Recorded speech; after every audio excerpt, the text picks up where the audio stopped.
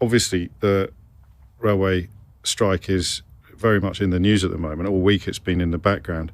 And I have moments sometimes where I think, how can we be wondering why trade unions are taking action and at the same time reporting on the arrival of warm banks? It's remarkable, in our isn't country. it? Yeah. I mean, they are. I mean, it is all linked, isn't it? It's all part of the same struggle, in a sense. And we've got a situation where the response of the government to attention, and there is attention, people can't avoid that, is to make the cause of the tension, or the people that are trying to resolve it, illegal. So what they're saying to us now, because we've had an effective strike action, that we're going to make you virtually illegal. We're going to make this almost impossible for you to pursue this agenda, which I believe is a pillar of our democracy. And it comes from people who haven't really worked in our industries, any industry.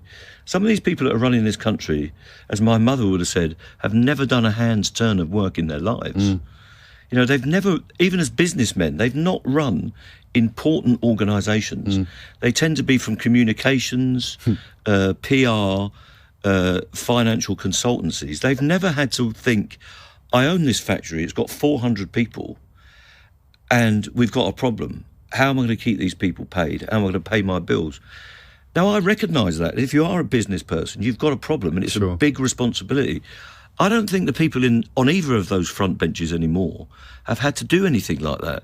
They've never been... There are very few trade union officials in Parliament these days who've gone, right, I work in a steelworks and it may close. And if it closes, my town is going to shut down in Scotland or Yorkshire.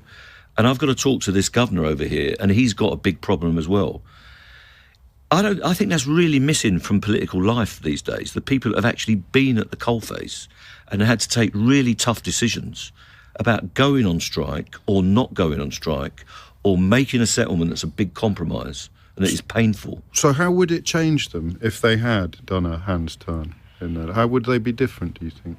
Well, it could be that they're more brutal. That's what I was wondering. That's what it used to be like. But I think in this day and age where people are meant to be more humane, because that's the way that life has resolved, and Cameron's version of Toryism is that we're all thoughtful, and there's a little bit of Tory wokeism, apparently, it would make people different. But I think in the last week or so, with Truss and Sunak, we've seen quite a vicious version of Toryism, that you can say to people, you are illegal because you're from another country and we're going to deport you to a third country, no matter what the consequences and what our image is.